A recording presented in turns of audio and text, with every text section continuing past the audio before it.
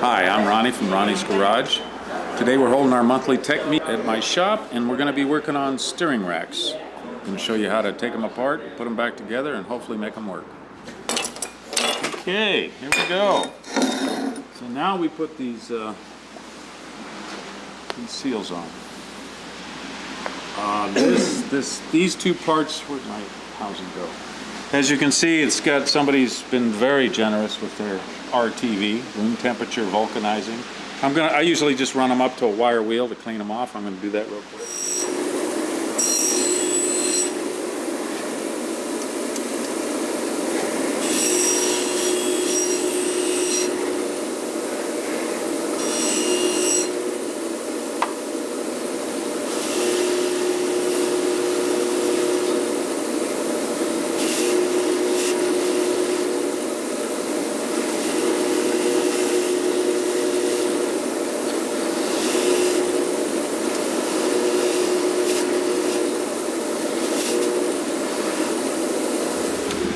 So one problem with RTV is it kind of squishes everywhere.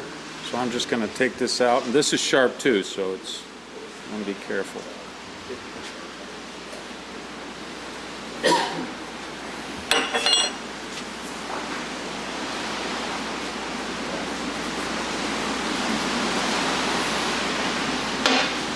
All right, since this one is equidistant, it doesn't matter which direction it goes on. I always like to stretch these things because they are a little small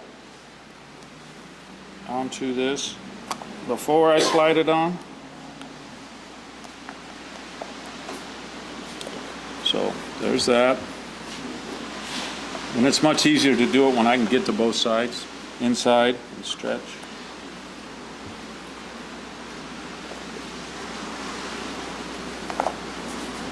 Alright, so this gets to slide on, and of course it's too small. It's good and tight. So I work it on.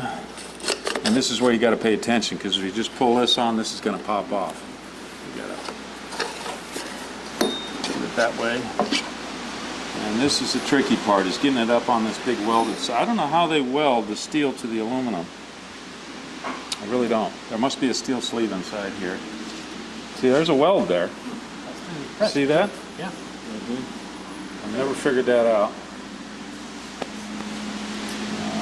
This is where these spoon tools are pretty handy, because you can pull some rubber up without piercing it.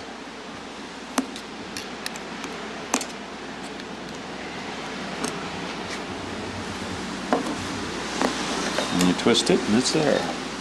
And this has a little groove over here where it's supposed to live when you tighten it up. Now I got to go get my RTV, and I'll be right back.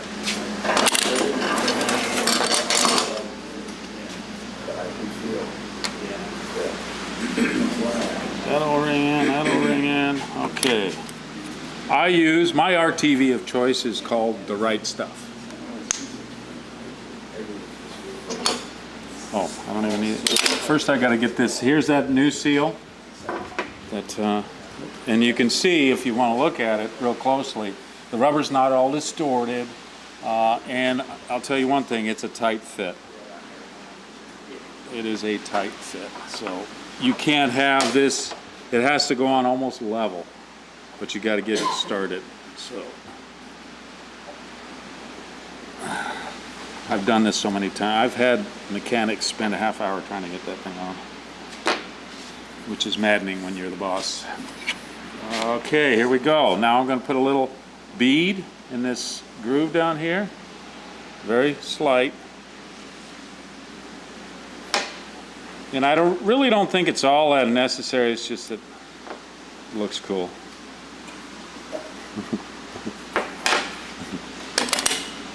Lovely day for a motorcycle ride, huh? Absolutely.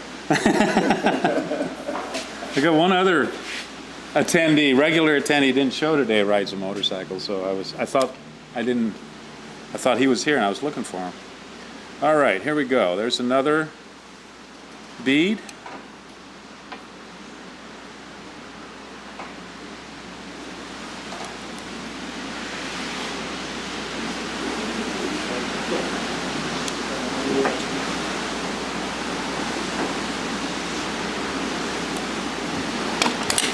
And this is our nice long bolt.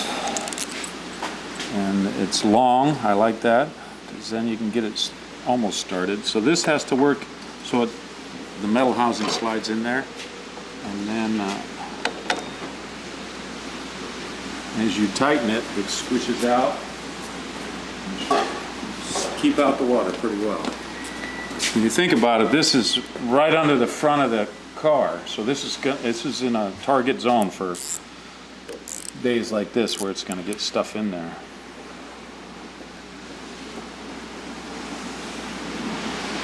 I love these kind of ratchets because you can really speed things up. Plus you can be at odd angles.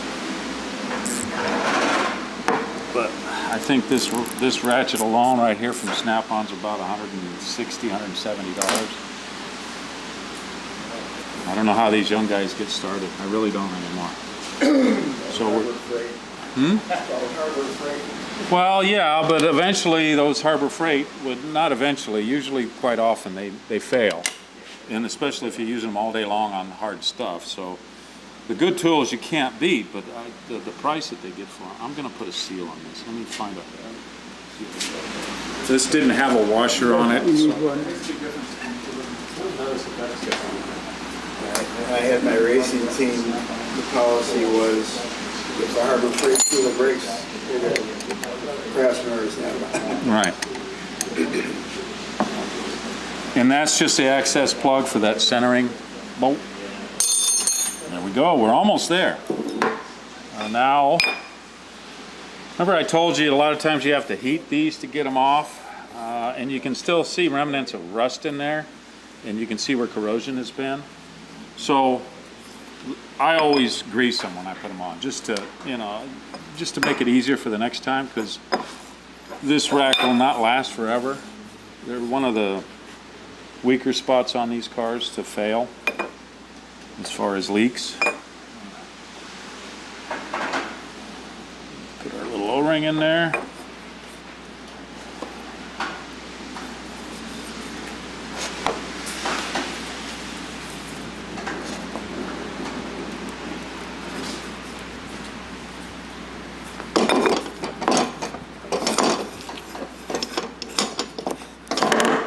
There it is.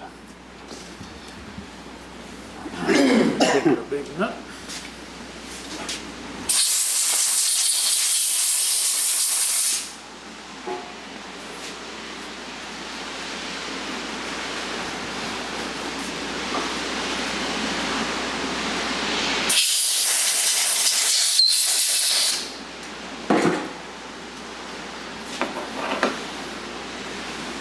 One more O-ring, a little dab of grease will help it stay in place.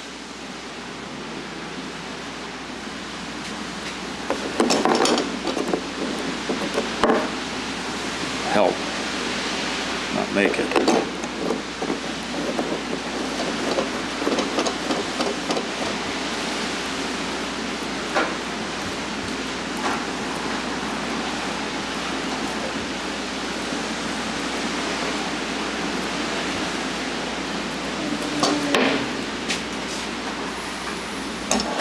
So this is where it's important to get this on in the right spot.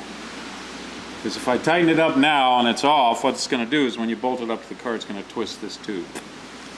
All right? So typically what I normally do is I will install it on the car and then tighten this. But I'm going to do this on the right here. And what I'm going to do, this is a pretty solid stout. I'm going to see if I can't clamp it somehow, which is probably not going to let me. So what I'll do then, because I want it all together and ready to go. What happens in this shop is pretty soon we're going to have, every hoist is going to have a mechanic on it. So we're real close. So I don't like broken down cars. This process right here typically takes a guy another 3 hours to do what I'm doing right now after he's got it off the rack. And then we paint it, and then it sits another hour or two. So I'm going to go ahead and here's what I'll do. Oh, I know. There it is. I want to hold it flat. while I tighten that big nut, so that I can have some ready to go. For so many years, I was just a mechanic, and now being a business owner is a whole new world. It's a whole new world. Not enough people realize that. Well, I'm lucky that I learned that if I don't know something, I gotta be taught. Oh, nice.